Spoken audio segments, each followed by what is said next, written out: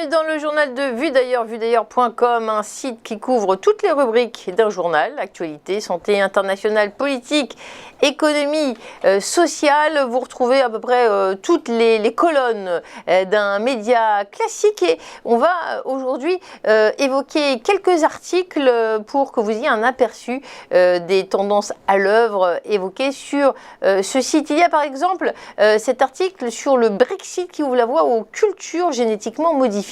En effet, on apprend dans cet article que le gouvernement britannique va assouplir la réglementation des cultures génétiquement modifiées pour permettre la culture commerciale en Angleterre. Les entreprises ou les organismes de recherche souhaitant mener des essais sur le terrain devront toujours en informer le ministère de l'Environnement, de l'Alimentation et des Affaires rurales. C'est ce qu'a annoncé le gouvernement cette semaine. Mais les coûts existants et les formalités administratives seront supprimées, de sorte que d'autres essais sont susceptibles d'avoir lieu.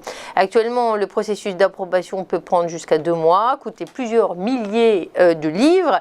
Le gouvernement examine les mesures qui devraient mettre en ordre pour maintenir le choix des consommateurs, comme l'étiquetage et la traçabilité. À plus long terme, les ministres vont examiner l'approche de l'Angleterre en matière de réglementation couvrant tous les organismes génétiquement modifiés, ce qui inclut les changements qui pourraient permettre le développement commercial, l'élevage d'animaux génétiquement modifiés, des animaux qui pourraient être rendus plus productifs, résistants à certaines maladies, résister aux températures chaudes, donc beaucoup d'évolutions qui suscitent beaucoup de questions. Dans un instant, on passe à la rubrique consacrée à l'actualité française.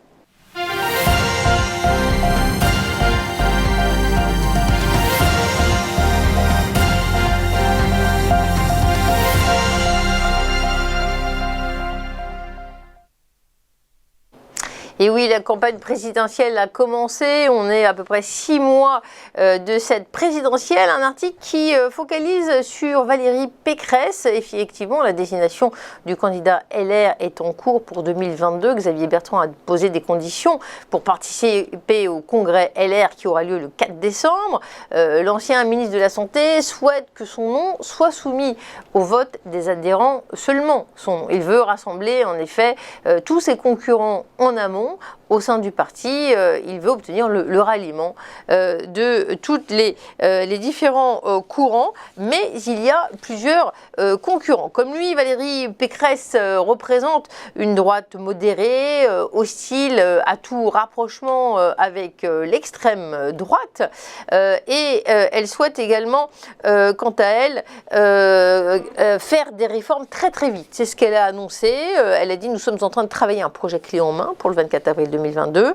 Elle joue la carte du collectif. Quant à elle, se dit prête à se plier aux règles du jeu fixées par sa famille politique. Elle se pose en bonne élève, en quelque sorte, soucieuse des règles collectives et de la démocratie interne. Donc 2 stratégies différentes entre ces 2 candidats. Il semblerait, c'est ce que dit cet article, que les gens voient sur le terrain où elle un côté Chirac. C'est vrai que c'est lui qui lui a mis le pied à l'étrier.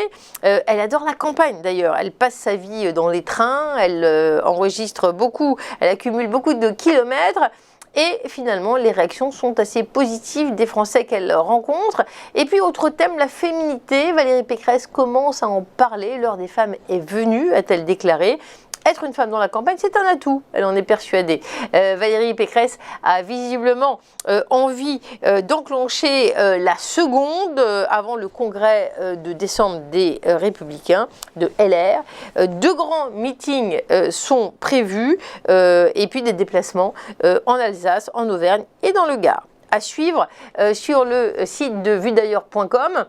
Et puis surtout, regardez cet article consacré au livre écrit par Isabelle Weckstein-Steg et David Teboul, consacré à Marcel Loridan. Elle a survécu au camp de concentration et sa force de vivre est tout à fait spectaculaire. Elle est décédée en 2018, mais ces 2 auteurs l'ont rencontrée. Nous les avons interviewés. Je vous propose d'écouter leur interview.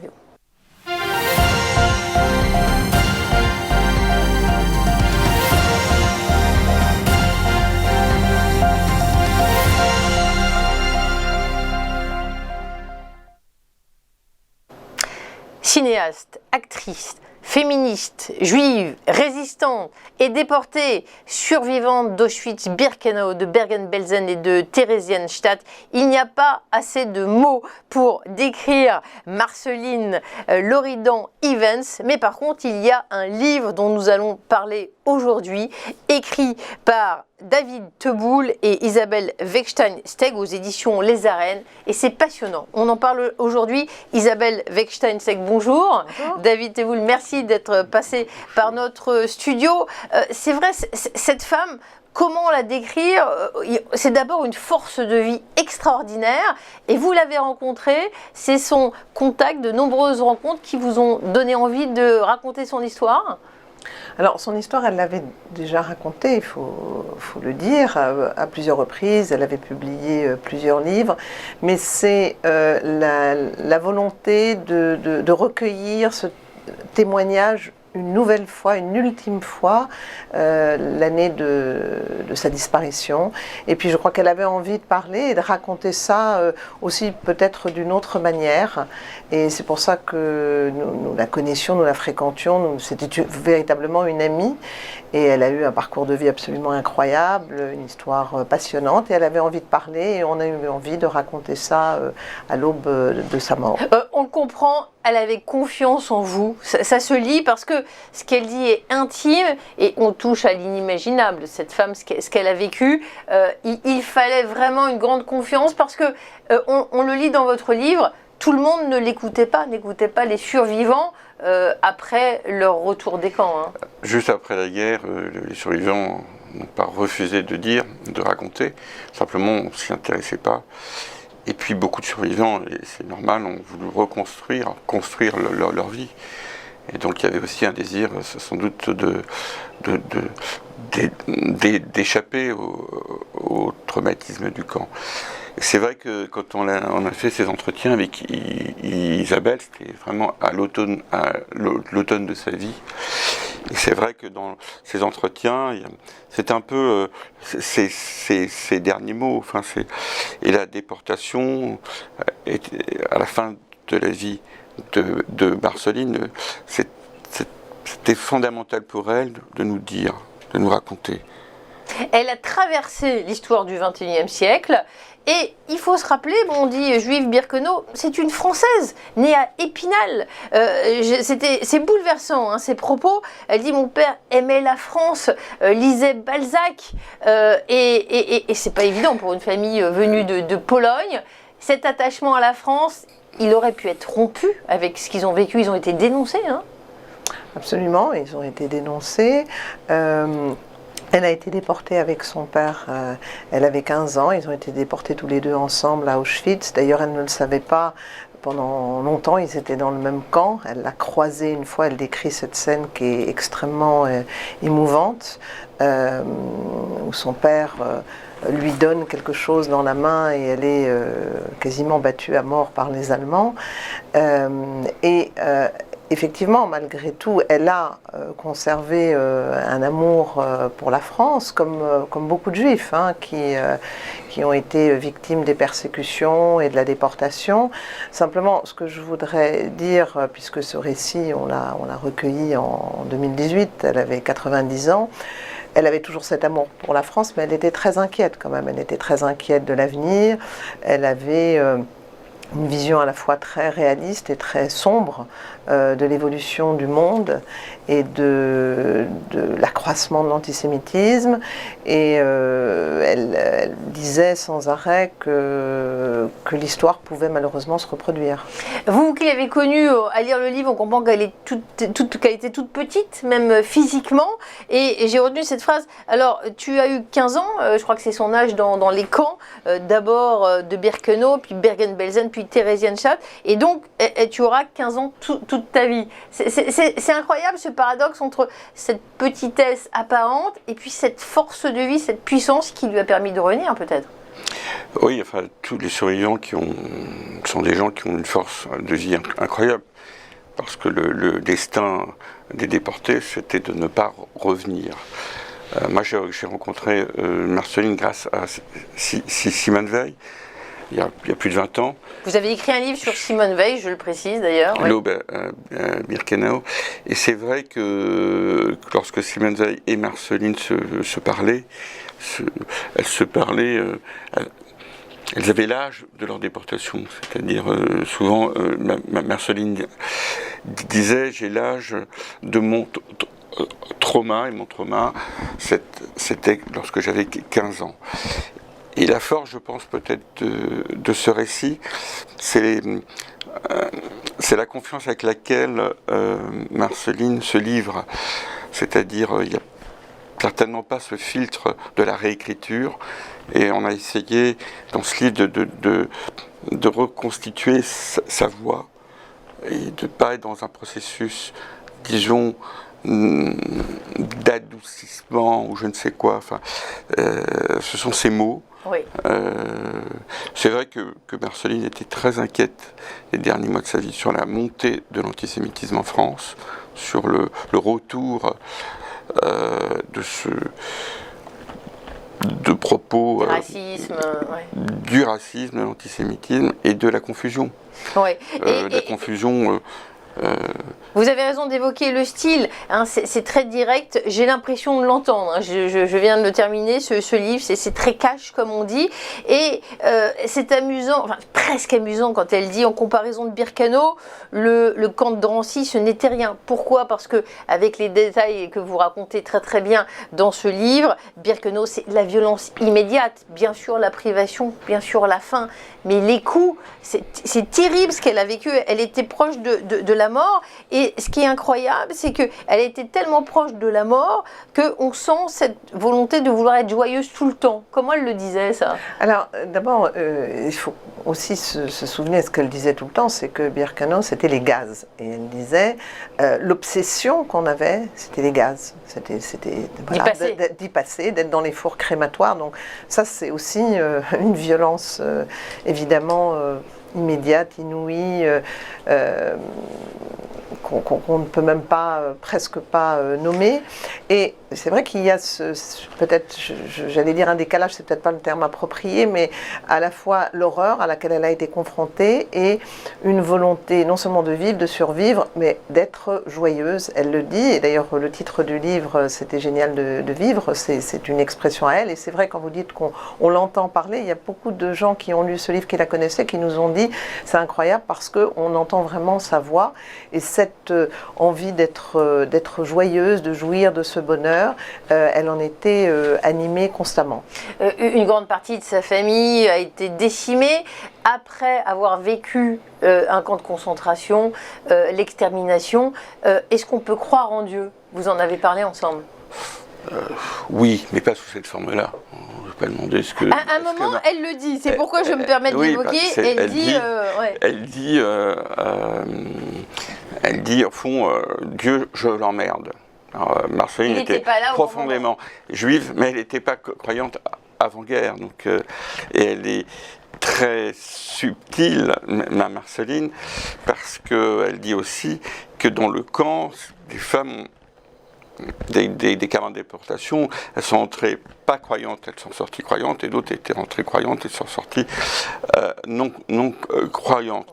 Marceline était beaucoup plus libre, elle avait un esprit qui était très difficile et très peu compatible avec Dieu. Elle avait une forme de révolte qui correspondait pas beaucoup à une forme de religiosité. Mais c'est vrai que Marceline dit cette chose que j'aime beaucoup. Elle dit au fond, Dieu n'était pas là en K40, enfin. Et donc c'est vrai qu'elle était profondément juive et profondément athée. C'est vrai que c'est ce qui ressort. On ne parle pas de la suite de sa vie. Elle a fait plein de choses, très internationales aussi. Mais c'est devenu une femme libre en tout cas. Ça a toujours été une femme libre. Toujours. Ça a toujours été une femme libre. Elle l'a revendiqué. C'est un modèle aussi pour les femmes. Elle a fait un magnifique livre qui s'appelle L'amour après, qui est le dernier ouvrage qui est paru de son vivant. et où elle raconte notamment son rapport aux hommes, sa vie amoureuse juste après les camps, et pas seulement dans sa vie personnelle elle est amoureuse, mais aussi elle a été une femme extrêmement libre, et je pense un modèle pour beaucoup de femmes. En tout cas, merci de nous l'avoir fait connaître. On le sent bien, elle le dit, il m'a fallu beaucoup d'années pour revivre à la vie. Ce sont les mots de Marceline Loridan-Ivens. Merci de nous d'avoir partagé ce récit avec nous. Je vous invite à acheter très vite C'était génial de vivre. C'est aux éditions Les Arènes, parce que effectivement, David Teboul, il est cinéaste, photographe, vidéaste, il a réalisé des installations, et puis ce livre sur Simone Veil et Isabelle Wecksteinstein, ils l'ont approché. Je précise effectivement, Isabelle, vous êtes fondatrice du cabinet Avocat, réalisatrice, engagée surtout dans la défense des droits humains, en particulier dans la lutte contre le racisme et l'antisémitisme. Et ce livre, c'est une pierre dans ce combat, et puis un récit très intéressant à découvrir. À la fin, il y a cette phrase terrible: enfin, je serai débarrassée de moi-même, parce qu'on ne ressort pas indemne, bien évidemment, de ce qu'elle a vécu. C'est passionnant, c'est triste, c'est fort, mais c'était une femme forte, Marceline Loridan-Ivens. Merci pour cette interview. Merci de nous avoir suivis.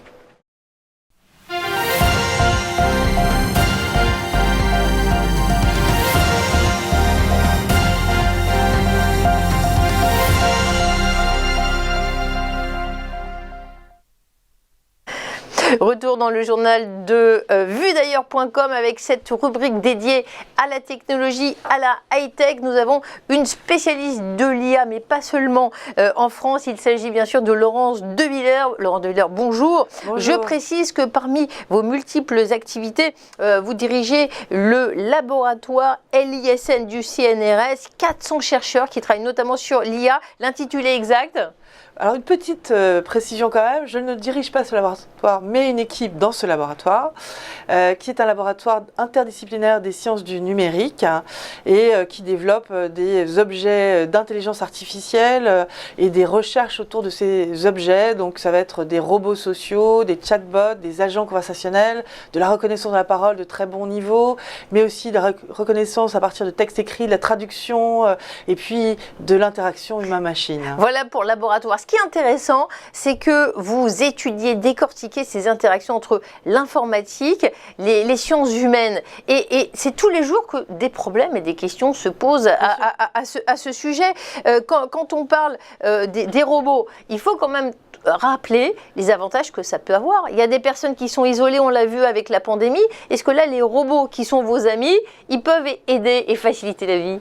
Bien sûr, je crois qu'il faut être très positif. On est en train de se doter d'outils qui vont nous aider dans de multiples situations, que ce soit lorsqu'on est éloigné, que ce soit lorsqu'on veut joindre quelqu'un qui est à l'autre bout de la planète, que ce soit pour nous aider à traduire un texte dans une autre langue, que ce soit pour prendre un diagnostic médical et avoir accès à un système qui peut faire de la prédiction sur un nombre incalculable de données que vous-même, en tant qu'humain médecin, vous n'auriez pas pu consulter.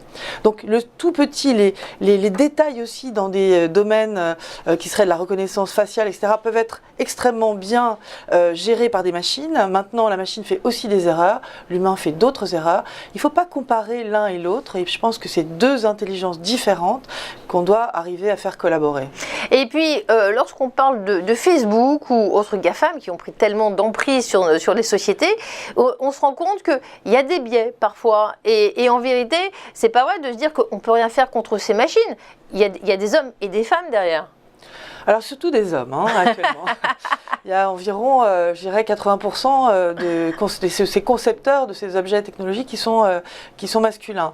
Et par ailleurs, on voit que 80% de ces objets qui sont fabriqués, qui sont des petits robots ou Siri ou d'autres systèmes qui nous parlent, ont des voix féminines, ont des prénoms féminins et on voit un visuel corporel féminin. Donc, qu'est-ce que ça veut dire ? Qu'est-ce que c'est que cette représentation des femmes à grande échelle à travers ces objets qui sont plutôt subalternes, assistants ? Donc il faut faire attention à une dérive comme celle-là si on regarde les choses d'un peu plus haut. Cet article que met en valeur le site de vuedailleurs.com évoque la notion de nudge. C'est vrai que dans ces concepts, il y a beaucoup de choses qui viennent des États-Unis. Est-ce que vous pouvez nous éclairer un petit peu sur ce concept ? Alors le nudge, c'est une théorie qui vient de l'économie comportementale, qui a été médiatisée et théorisée, disons, par Richard Thaler et Cassius Stein, qui sont deux Américains de l'école de Chicago, qui sont des économistes, et qui dit la chose suivante: par incitation, on peut arriver à faire changer d'opinion les gens sans les obliger. C'est pas de la manipulation, hein, c'est les inciter à faire. Je vous donne un exemple. Lorsque je suis sur Internet, par exemple, je veux réserver une chambre d'hôtel. Eh bien, je trouve une chambre et on me dit, il n'en reste qu'une. Ça met de la pression, hein. Ouais, c'est vrai. Et en dessous arrive une petite ligne qui me dit, 25 autres personnes sont en train de réserver, consulter cette chambre. Paf, je la prends. Voilà, ceci est une incitation à faire. Dans le monde du numérique, il va y en avoir partout. Elles sont plus ou moins visibles. Celle-là est assez visible, mais il y en a d'autres pour vous faire rester plus longtemps sur une plateforme. Facebook le fait pour les femmes. On le découvre après coup. Tout cela n'est pas transparent du tout. Et parler d'éthique, c'est déjà dire, on voudrait connaître les capacités, un peu plus de transparence sur les données, où vont-elles. Évidemment, il y a ce respect du RGPD, mais ça peut aller plus loin. Donc l'Europe est en train de proposer qu'on fasse des lois. Avant d'avoir des lois qui prennent un certain temps à être mise en œuvre, évidemment, il faut travailler sur les normes et les standards, l'éthique de la conception de ces systèmes et des usages. De là dire que ces machines nous manipulent, ce serait aller trop loin. Il y a une possibilité si on se donne la peine de réglementer, de régir les choses, c'est ça? Et de comprendre. Hein, c'est système 1, système 2, à nouveau un économiste américain très connu qui s'appelle Kahneman, Daniel Kahneman, et qui parle de système 1, système 2, système 1 pour décider l'intuition, système 2 pour décider je raisonne. D'accord ? Le monde des machines nous entraîne dans le premier système, où on va tweeter rapidement sans finalement faire une recherche sur ce qui a été dit, etc. Et cet aspect, comment dire, immédiat de la décision est très émotionnel, souvent. Et donc à travers cela, on peut tout à fait orienter les personnes vers des choix qui seraient peut-être plus raisonnables si on prenait le temps de réfléchir. Et donc c'est ce libre arbitre, ce besoin d'être sur une décision consciente qui est important de renforcer à l'école, un peu partout, pour que demain ces objets ne soient pas des objets dont on rentre dépendant, dont on soit dépendant. Alors, ces sujets sont fondamentaux. Et puis, la campagne présidentielle a commencé en France. Et on ne parle pas beaucoup, finalement, d'informatique.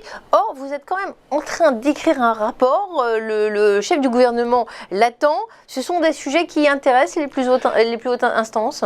Oui. Alors, c'est le Premier ministre, l'ancien Premier ministre, qui avait proposé, effectivement, qu'on travaille, le CNPEN, le Comité national pilote d'éthique du numérique, sur 3 grands sujets. La voiture autonome, l'aide à la décision médicale, est-ce que c'est une tumeur ou pas, quelle est la prédiction qu'on peut en faire, et puis les chatbots, c'est-à-dire ces agents qui nous parlent, ces systèmes qui dialoguent avec nous, avec la parole, soit à l'écrit, soit à l'oral, et l'éthique. Et donc j'ai copiloté ce dernier sujet avec un philosophe, et nous sortons dans cette mission le 22 octobre, et donc ce document sera disponible pour tout le monde, et je pense que c'est très important parce qu'on accède à qu'est-ce que le mensonge à travers une machine, quels seront les effets secondaires de ce langage qui n'est pas humain, qui est donné par les machines, qui n'est pas responsable, qui ne sait pas ce qu'elle dit. Hein.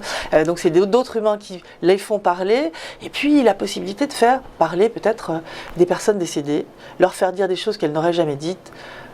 Qu'est-ce que cela veut dire? Est-ce que c'est le respect de l'humain ou pas de pouvoir faire ça après avec des systèmes? Il y a un brevet de Microsoft qui a été proposé pour faire des chatbots jumeaux d'humains, donc qu'ils soient vivants ou décédés.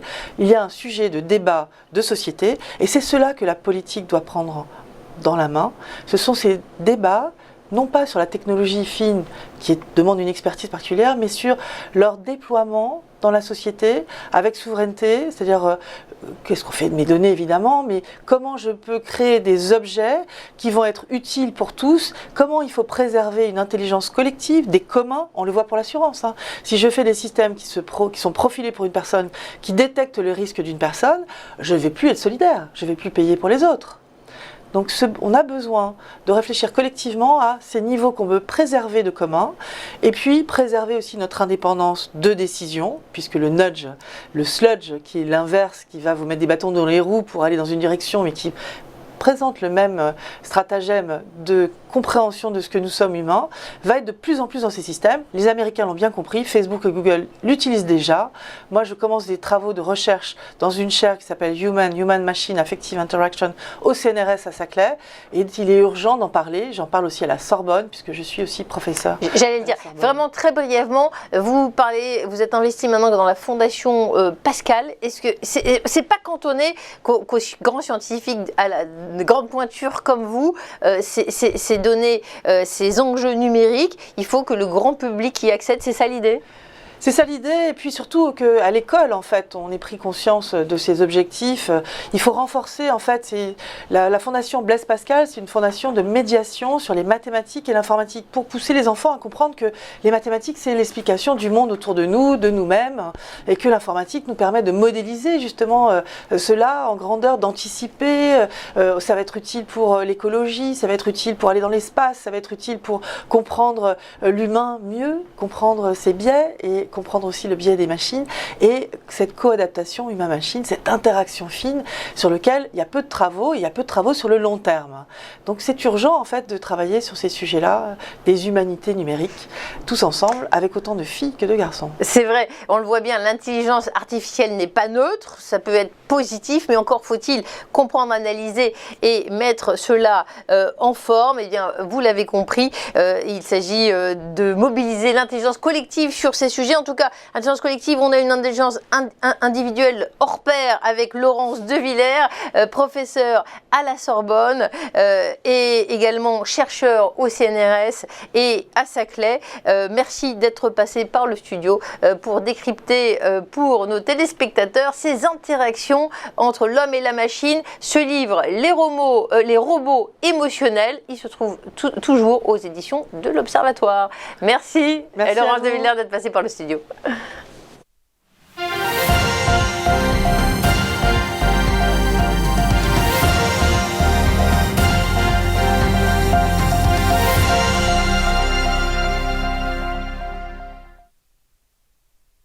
Bonjour à tous et bienvenue dans notre émission Entreprise et Innovation, votre rendez-vous innovation, développement économique et enjeux du digital sur TV Finance. Tous les jours, TV Finance met en lumière une société, un projet, des hommes et des femmes qui font l'entreprise d'aujourd'hui et de demain dans un monde en perpétuelle évolution. Pour y participer, contactez-nous sur tvfinance.fr.